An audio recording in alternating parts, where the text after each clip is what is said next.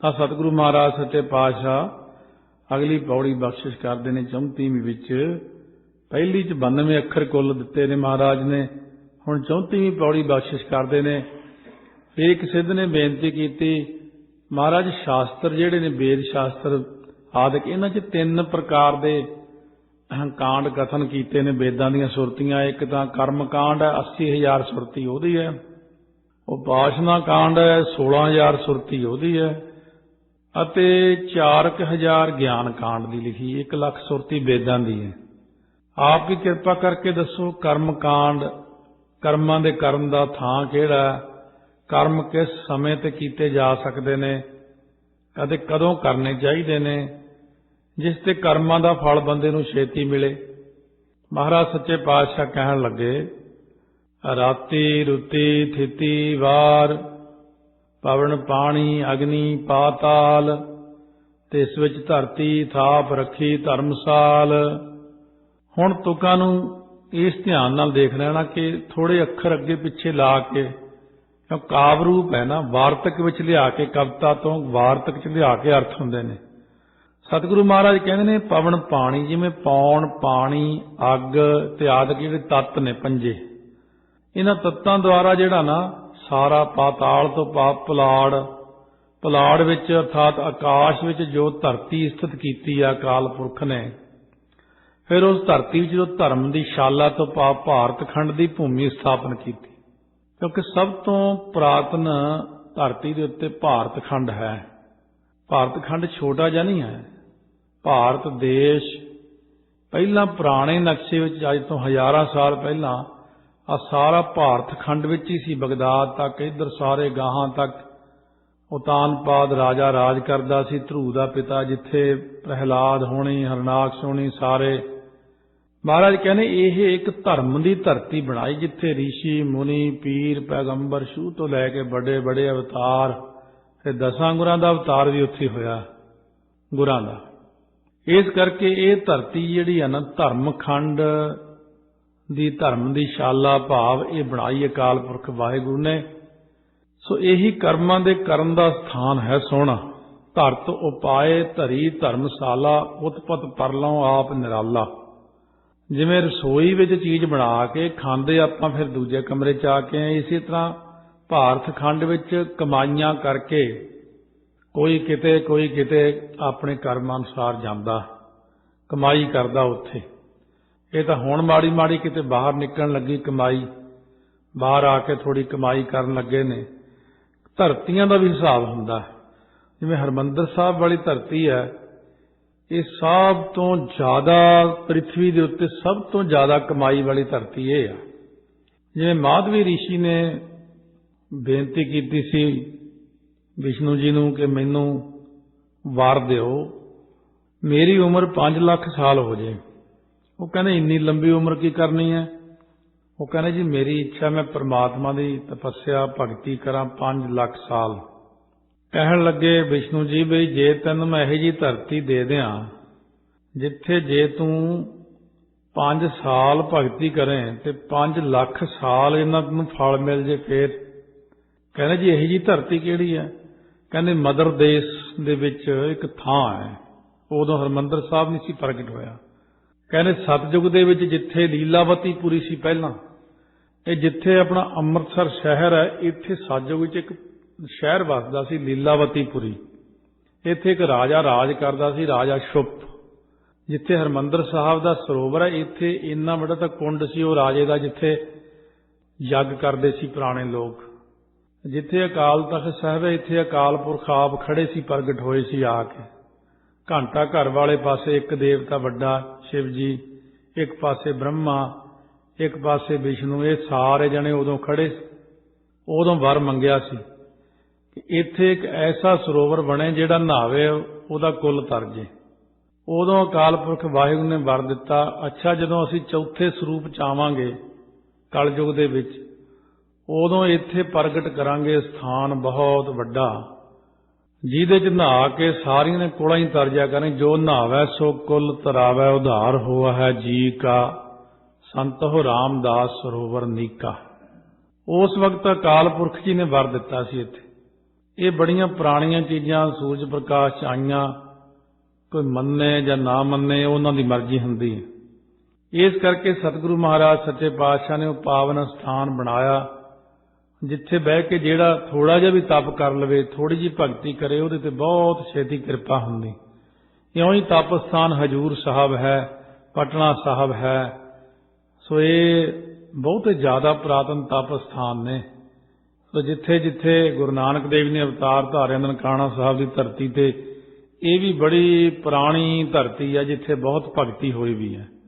ਕਿਉਂ ਮਹਾਰਾਜ ਕਹਿੰਦੇ ਨੇ ਕਿ ਰਾਤੀ ਰੁੱਤੀ ਥਿੱਤੀ ਵਾਰ, ਕਹਿੰਦੇ ਕਰਮਾਂ ਦੇ ਕਰਨ ਲਈ ਜਿਵੇਂ ਆਮ ਤੌਰ ਤੇ ਲੋਕ ਦੀਵਾਲੀ ਆਦਿਕ ਦੀ ਰਾਤ ਬਣੀ ਹੈ, ਲੋਕ ਕਰਦੇ ਨੇ, ਕਰਮ ਕਰਦੇ ਨੇ, ਕੋਈ ਆਪਣੇ ਧਰਮਾਂ ਮੁਤਾਬਕ ਕਿਸੇ ਨੂੰ ਮੰਨਦਾ, ਕੋਈ ਕਿਸੇ ਦਿਨ ਨੂੰ ਮੰਨਦਾ। ਬਸੰਤ ਆਦਿਕ 6 ਰੁੱਤਾਂ ਬਣਾਈਆਂ ਨੇ। ਰਾਤੀ ਤੋਂ ਜਿਵੇਂ ਰਾਤ ਦਾ ਅਰਥ ਇੱਥੇ ਕਰਨ ਕਰਕੇ ਦੱਸਿਆ, ਇੱਕ ਸ਼ਿਵਰਾਤਰੀ ਮਨਾਉਂਦੇ ਨੇ ਇਹ, ਉਹ ਵੀ ਰਾਤੀ ਵਿੱਚ ਆਉਂਦੇ, ਉਹਦੇ ਅਰਥ ਇੱਥੇ ਐਉਂ ਹੋਣਗੇ ਰਾਤ। ਇੱਕ ਦੀਵਾਲੀ ਦੀ ਰਾਤ, ਦੀਵਾਲੀ ਦੀ ਰਾਤ ਦੀਵੇ ਬਾਲੀਆਂ, ਭਾਈ ਗੁਰਦਾਸ ਜੀ ਨੇ ਜਿਵੇਂ ਲਿਖਿਆ। ਹੁਣ ਰੁੱਤੀ ਵਿੱਚ ਬਸੰਤ ਆਦਿਕ 6 ਰੁੱਤਾਂ ਬਣਾਈਆਂ, ਥਿੱਤੀ ਹੁੰਦੀਆਂ 15 ਥਿੱਤਾਂ ਬਣਾਈਆਂ। ਸਵੇ ਜਨਮ ਅਸ਼ਟਮੀ, ਰਾਮ ਨੌਮੀ, ਇਕਾਦਸ਼ੀ, 52 ਦੁਆਸੀ, 14 ਅਮਾਵਸ, ਪੂਰਨਮਾਸੀ, ਸ੍ਰੇਸ਼ਠ ਥਿੱਤਾਂ ਬਣਾਈਆਂ। ਫਿਰ 7 ਵਾਰ ਬਣਾਏ, ਰਾਤੀ, ਫਿਰ ਰੁੱਤੀ, ਫਿਰ ਥਿੱਤੀ, ਫਿਰ ਵਾਰ। ਐਤਵਾਰ, ਸੋਮ, ਮੰਗਲ, ਬੁੱਧ, ਵੀਰ, ਸ਼ੁੱਕਰ, ਸ਼ਨੀਚਰ ਵਾਰ ਬਣਾਏ ਨੇ। ਇਸ ਤਰ੍ਹਾਂ ਇਹ 4 ਚੀਜ਼ਾਂ ਅਲੱਗ-ਅਲੱਗ ਬਣਾਈ। ਜਦੋਂ ਜਪਜੀ ਸਾਹਿਬ ਦਾ ਪਾਠ ਕਰਨਾ, ਉਦੋਂ ਇੱਥੇ ਥੋੜਾ ਜਿਹਾ ਹੌਲੀ ਬੋਲ ਕੇ ਜਾਣਾ। ਜਿਹੜੀਆਂ ਚੀਜ਼ਾਂ ਜ਼ਿਆਦਾ ਲਿਖੀਆਂ ਹੋਣ, ਜਿਵੇਂ ਲਿਖਿਆ ਹੋਵੇ ਰਾਤੀ, ਫਿਰ ਮਨ 'ਚ ਸੋਚਣਾ ਵੀ ਰਾਤ ਕਿਹੜੀ ਹੁੰਦੀ। ਰਾਤ ਭਾਵ ਪ੍ਰਤਾਖਾ ਰਾਤਾਂ, ਸਾਰੀਆਂ ਹੀ ਰਾਤਾਂ। ਰੁੱਤੀ 6 ਰੁੱਤਾਂ, ਥਿੱਤਾਂ 15, ਏਕਮ ਦੂਜ ਤੀਜਵੇਂ ਚੰਦਰਮਾ, ਮੱਸਿਆ ਤੋਂ ਫਿਰ ਅਗਲੇ ਦਿਨ ਏਕਮ ਹੋ ਗਈ, ਫਿਰ ਪੂਰਨਮਾਸੀ ਦਿਨ ਅਗਲੇ ਫਿਰ ਹਨੇਰ ਦੀ ਏਕਮ ਹੋ ਗਈ। ਇਹ ਹੁਣ ਪੁਰਾਣੀਆਂ ਚੀਜ਼ਾਂ ਸਾਰੀਆਂ ਹੁਣ ਵੀ ਲਾਗੂ ਨੇ। ਥਿੱਤੀ ਫਿਰ ਵਾਰ, ਇਸ ਤਰੀਕੇ ਨਾਲ ਵਾਰਾਂ ਦਾ ਧਿਆਨ। ਤਿਸ ਵਿੱਚ ਜੀ ਜੁਗਤ ਕੇ ਰੰਗ, ਤਿਨ ਕੇ ਨਾਮ ਅਨੇਕ ਅਨੰਤ। ਹੁਣ ਧਰਤੀ ਵਿੱਚ ਰੰਗਾਂ ਰੰਗਾਂ ਦੇ ਭਾਵ, ਤਰ੍ਹਾਂ ਤਰ੍ਹਾਂ ਦੇ ਜੀਵਨ ਦੀਆਂ ਤਰ੍ਹਾਂ ਤਰ੍ਹਾਂ ਦੀਆਂ ਜੁਗਤੀਆਂ ਬਣਾਈਆਂ ਨੇ ਮਹਾਰਾਜ ਨੇ। ਜੀਵਾਂ ਦੇ ਕਰਮ ਕਰਨ ਦੀਆਂ ਜੁਗਤੀਆਂ ਤਰ੍ਹਾਂ ਤਰ੍ਹਾਂ ਦੀਆਂ ਅੱਛੀਆਂ ਨੇ। ਉਹਨਾਂ ਜੀਵਾਂ ਦੇ ਨਾਮ ਅਨੇਕਾਂ ਹੀ ਨੇ, ਅਤੇ ਜੀਵ ਵੀ ਗਿਣਤੀ ਵਿੱਚ ਬੇਅੰਤੀ ਨੇ। ਕਹਿੰਦੇ ਉਹਨਾਂ ਜੀਵਾਂ ਦਾ ਪਰਲੋਕ 'ਚ ਧਰਮ ਰਾਜਾ ਕਿਵੇਂ ਵਿਚਾਰ ਕਰਦਾ, ਜਾਂ ਦਰਗਾਹ ਵਿੱਚ ਵਿਚਾਰ ਕਿਵੇਂ ਹੁੰਦੀ ਹੈ। ਕਰਮੀ ਹੋਏ ਵਿਚਾਰ। ਕਰਮੀ ਤੇ ਤਾਂ ਥੋੜਾ ਰੁਕਣਾ ਕਿ ਇੱਕ ਕਰਮੀ ਦਾ ਅਰਥ ਹੋਰ ਹੈ, ਇੱਕ ਦਾ ਹੋਰ ਹੈ। ਕਰਮੀ ਹੁੰਦਾ ਜੀਵ ਜਿਹੜੇ ਕਰਮ ਨੂੰ ਕਰਨ ਵਾਲਾ। ਜਿਵੇਂ ਆਮ ਤੌਰ ਤੇ ਜਿਹੜੇ ਦਫ਼ਤਰਾਂ 'ਚ ਕੰਮ ਕਰਦੇ ਪੰਜਾਬ 'ਚ, ਉਹਨੂੰ ਕਰਮਚਾਰੀ ਕਹਿੰਦੇ ਨੇ।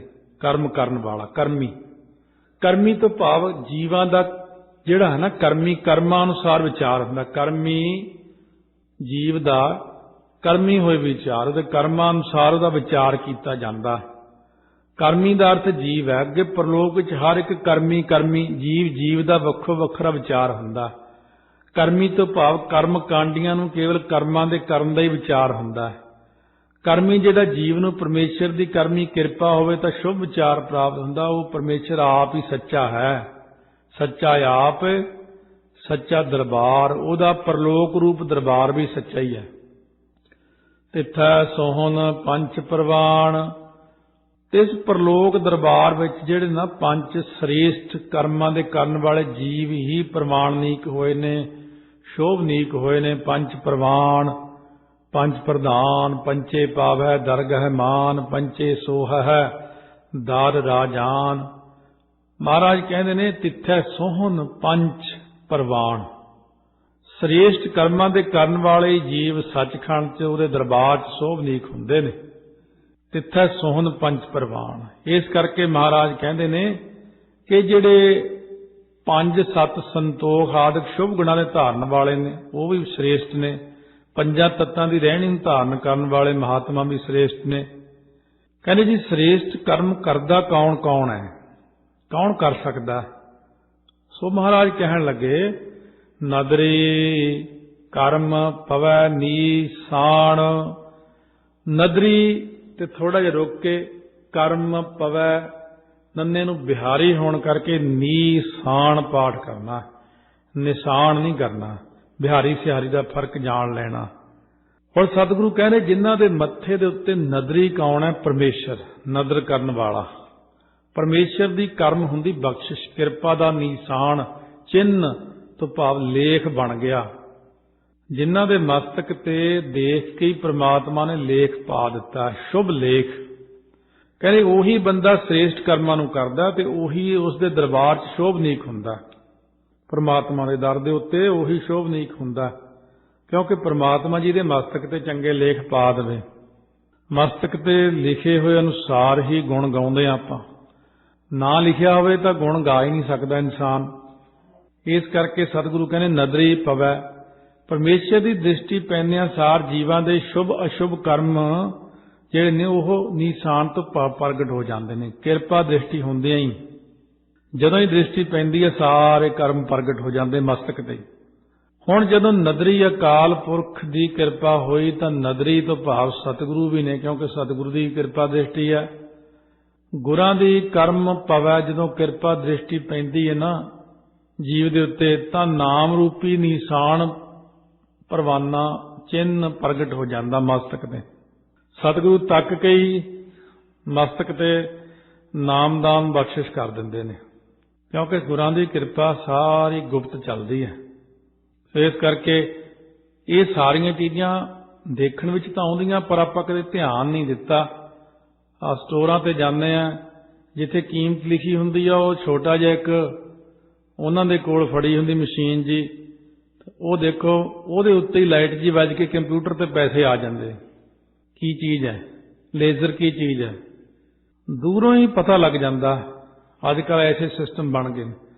ਇਸੇ ਤਰ੍ਹਾਂ ਸਤਿਗੁਰੂ ਦੀ ਸਿਰਫ ਨਿਗਾਹ ਇੰਨੀ ਤੇਜ਼ ਹੈ, ਜਦੋਂ ਪੈਂਦੀ ਆ ਮਸਤਕ ਤੇ ਨਾਮ ਦਾ ਨਿਸ਼ਾਨ ਬਣਾ ਦਿੰਦੇ ਨੇ।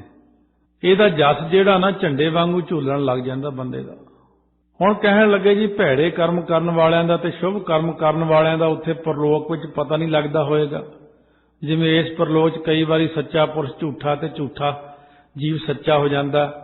ਮਹਾਰਾਜ ਕਹਿੰਦੇ ਉੱਥੇ ਨਹੀਂ ਚੱਲਦਾ, ਉੱਥੇ ਦੁੱਧ ਦਾ ਦੁੱਧ, ਪਾਣੀ ਦਾ ਪਾਣੀ ਸਭ ਬਰਾਬਰ ਕਰ ਦਿੰਦੇ ਨੇ। ਇੱਥੋਂ ਵਾਲਾ ਕੰਮ ਥੋੜੀ ਉੱਥੇ। ਕੱਚ ਪਕਾਈ ਉੱਥੈ ਪਾਏ।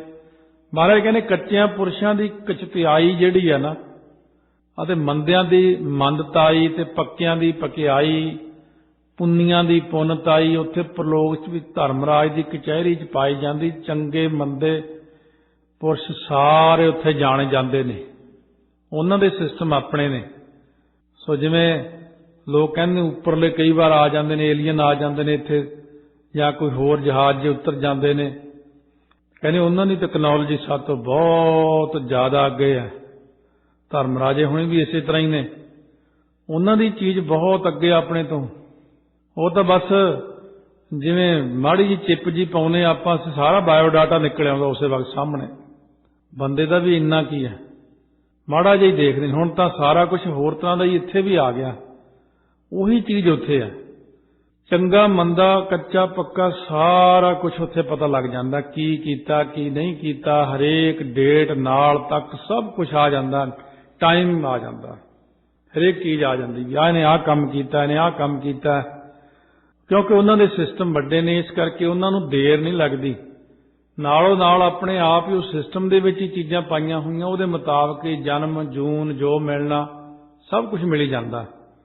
ਕਹਿੰਦੇ ਜਿਸ ਤਰ੍ਹਾਂ ਇਹ ਲੋਕ ਵਿੱਚ ਕੋਈ ਬੰਦਾ ਚੋਰੀ ਜਾਂ ਗੁਨਾਹ ਕਰਦਾ ਨਾ, ਤਾਂ ਉਹ ਉਗਾਈਆਂ ਲੈ ਕੇ ਫੈਸਲਾ ਕਰਦੇ ਨੇ, ਤਿਵੇਂ ਪਰਲੋਕ ਵਿੱਚ ਉਗਾਈਆਂ ਲੈਂਦੇ ਹੋਣਗੇ।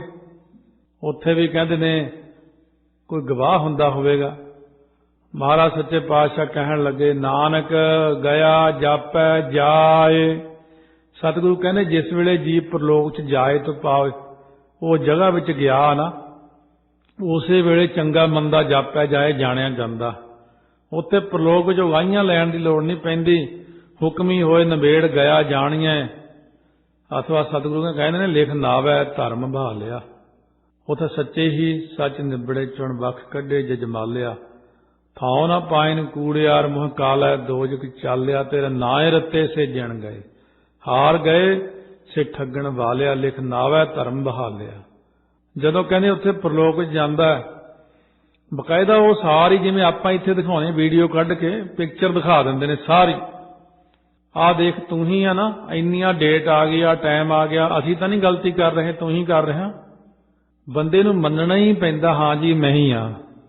कोई अपने गुनाह किन्ने ही लको लवे अंदर, पर बंदे दे अंदर भी जिहड़ी चीज एक लगी हुई है, सारा कुछ साडा जो हुण आपां बोल भी रहे, भी नोट हो रहा सारा। हर एक क्रिया नोट हुंदी साडी उस गल दे उत्ते। अंदर जिहड़ी आत्मा दे विच ही सारा कुछ है।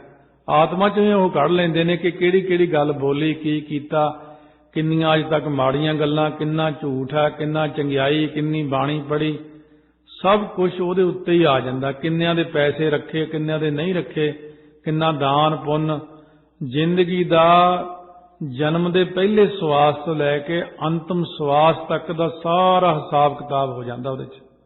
पर आपां नूं नहीं पता हुंदा, आपां सोचदे सानूं किहड़ा पता, सानूं किहड़ा किसी ने कि देखिया। इस करके सारा कुछ जिवें इत्थे भी सारा कुछ पता हुंदा, ऐ तां दुनिया चले ही ना। पता हुंदा सब कौन कित्थे बैठा, की कर रहा, किधर नूं जा रहा, उहदी की किरिया, हर गल अपनी नोट हो जाती है।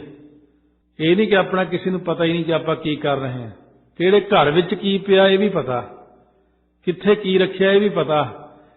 हर चीज सेंसर हुंदी, हर चीज दे विच दी पता लग जांदा की है। इन्ना ही इस तो करोड़ां गुणे वध सिस्टम परमात्मा दे दर ते है। हर चीज का उत्थे ज्ञान है, कदे भुलेखे च ना रह जाइए आपां भी उत्थे कुछ पता ही नहीं, मेरा पता ही नहीं लग्या। जदों फिर हिसाब किताब हुंदा, फिर बंदा कहना मैं तां कदे माड़ा काम कीता ही नहीं, मेरे नाल पता नहीं रब ने इउं क्यों कर दिता, क्योंकि उहनूं तां सारा पता ही है। पिछले जन्म उस तो पिछले करोड़ां जन्मां दा परमात्मा नूं पता अपना। इस करके सतगुरु महाराज कहंदे ने, जिहड़ा गुरां दे पेटे 'च पै जांदा आके संगत 'च आ गया। रात भी यही उपदेश दिता सी महाराज ने पांधे नूं, यही उपदेश दिता सी। कहना महाराज फिर इन्हां चक्करां 'च निकल किवें सकदे? कहंदे बस गुरु दे दर ते आके उपदेश लैके गुर उपदेश की कमाई करिए, गुरु वाले बन के गुर उपदेश की कमाई करके फिर आपां अपने जीवन नूं सफला कर सकते हैं। फिर आपां इन्हां चक्करां चों निकल सकते हैं। जिहदे सिर ते सतगुरु दा मेहर भरिया हत्थ आ गया, वो जीव नूं कुछ नहीं हो सकदा। उत्थे तां फिर धर्म राजा भी डरदा, उत्थे तां सब डरदे ने, उहनूं फिर कोई चीज़ हत्थ नहीं पा सकदी जद तक वो गुरु वाला नहीं बनदा। गुरु वाला बनना ही नहीं कि अमृत छक लिया गुरु वाला बन गया। अगले जिहड़े कानून ने होर दस्से हुए, पंजां प्यारिਆਂ ने जिहड़े असूल दस्से ने, उन्हां नूं कमा के गुरु वाला बनना, रहत मर्यादा च परपक्कता नाल एक एक गल नूं कमाउणा। किसे गल दी कमी रह गई फिर गुरु जिम्मेवार नहीं। हक पराया नानका उस सूअर उस गाए, गुर पीर हामा तां भरे जां मुरदार ना खाए। इस करके जिवें माला सिंह ते लाहौरा सिंह की साखी सुनाई सी, वो पैसे ले के मुकर गया। महाराज कहने मैं अगे परलोक च तेरी गवाही नहीं देनी, गुरु नाल खड़दा परलोक च। इस करके सतगुरु महाराज कहने सारा कुछ सोच समझ के चलियो, बाद विच ना कहो कि मैनूं पता ही नहीं लग्या सी किसे गल दा। किसे गल च नेरा नहीं है, सब प्रतख, सब मालक नूं दिख रहा, सब कुछ उन्हां नूं पता। इस करके उहदे दर ते मन जाओ कि मेथों गलतियां हो गईयां, मैनूं माफ कर दिओ, फिर तो कर दिंदे ने।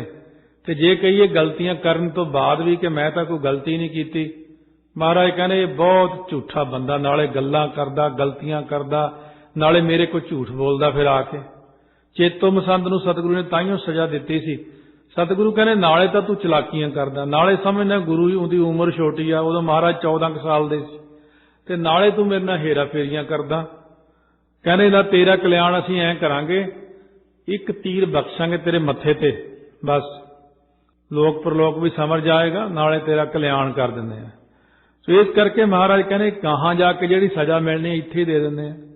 तां ते सतगुरु कहने कोई इउं ना कहे कि गुरु दे दर ते जां परमात्मा दे दर ते पारदर्शी नहीं कुछ, सब कुछ ऐन कलीन झेटा, उत्थे सब दिखदा है सब कुछ। ये भी आपां भावें कबूतर वांगू अखां बंद कर लईए, पर परमात्मा नूं सब कुछ नज़र आ रहा है। इस करके सतगुरु कहने समझ के चलो, जो कदम चकना समझ के चक्यो, आपे बीज आपे ही खाओ, जेहा बीजै सो लुणै, कर्मा संदड़ा खेत। इस करके महाराज कहने ने नाम बीज संतोख सुहागा, ਰੱਖ ਗਰੀਬੀ ਵੇਸ। ਨਾਮ ਦਾ ਬੀਜ ਹੀ ਬੀਜੀ ਚੱਲੋ, ਬਸ ਇਹੀ ਸਾਨੂੰ ਛਡਾਵੇਗਾ। ਨਾਮ ਨਹੀਂ ਬਚਾਉਣਾ, ਹੋਰ ਕੋਈ ਚਾਰਾ ਨਹੀਂ ਆਪਣੇ ਬਚਣ ਦਾ। ਵਾਹਿਗੁਰੂ ਵਾਹਿਗੁਰੂ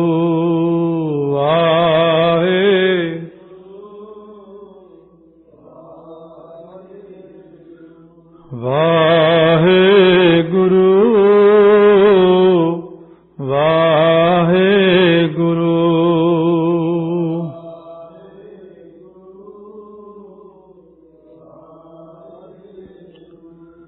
ਵਾਹਿਗੁਰੂ ਵਾਹਿਗੁਰੂ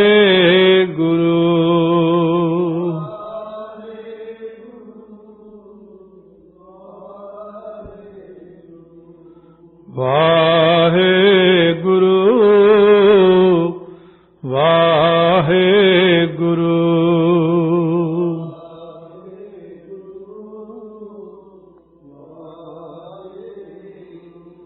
ਵਾਹਿਗੁਰੂ ਵਾਹਿਗੁਰੂ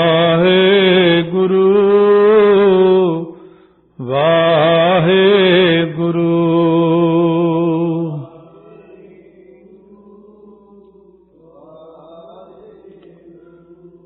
ਵਾਹਿਗੁਰੂ ਵਾਹਿਗੁਰੂ ਵਾਹਿਗੁਰੂ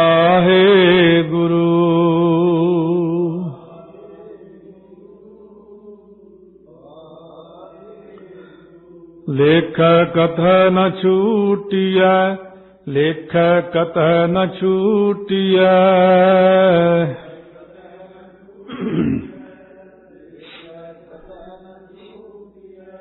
ਖਿਨ ਖਿਨ ਭੂਲਨ ਹਾਰ ਖਿਨ ਖਿਨ ਭੂਲਨ ਹਾਰ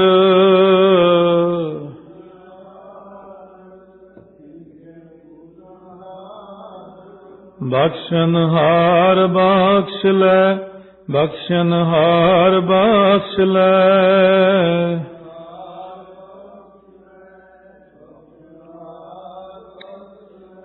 ਨਾਨਕ ਪਾਰ ਉਤਾਰ ਨਾਨਕ ਪਾਰ ਉਤਾਰ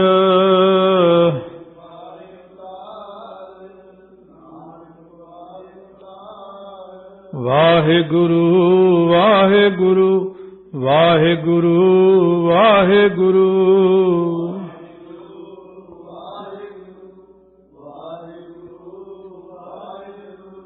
ਵਾਹਿਗੁਰੂ ਵਾਹਿਗੁਰੂ ਵਾਹਿਗੁਰੂ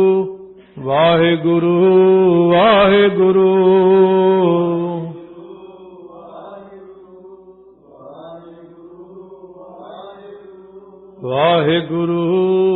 ਵਾਹਿਗੁਰੂ ਵਾਹਿਗੁਰੂ ਵਾਹਿਗੁਰੂ ਵਾਹਿਗੁਰੂ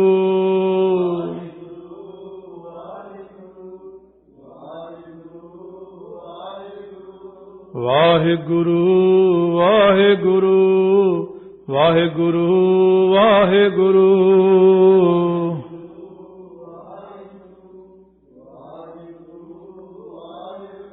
ਬਖਸ਼ਨ ਹਾਰ ਬਖਸ਼ ਲੈ ਬਖਸ਼ਨ ਹਾਰ ਬਖਸ਼ ਲੈ